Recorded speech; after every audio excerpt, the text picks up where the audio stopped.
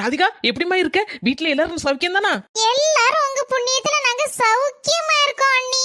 அண்ணி இந்த பெட்டியை கொஞ்சம் மெதுவா இறக்கி வைங்க. ஆகா, தீபாவளி வருதுல்ல, ஒருவேளை பெட்டி நிறைய பலகாரம் கொண்டு வந்திருப்பாளோ? எதுவா அண்ணி, பெட்டி ஏதோ டேமேஜ் ஆயிராம? பெட்டியில வெயிட்டே இல்ல, ஒருவேளை வெயிட்டே இல்லாத ஏதாவது பலகாரம் வாங்கிட்டு வந்திருப்பாளா இருக்கும். மன 10 நாள் கிட்ட தான் இருக்கு, ஞாபகம் இருக்குல்ல? ஏமா மர்மோள பிள்ளைக்கு நல்ல சூடா ஒரு கப் பூஸ்ட் போட்டு கொண்டாமா. அண்ணி வெறும் பூஸ்ட் மட்டும் கொண்டாராதிய, கடிக்கிறதுக்கு ஏதாவது கொண்டு வாங்க. என்ன ராதிகா சொல்லுதா, கடிக்குதுக்கா?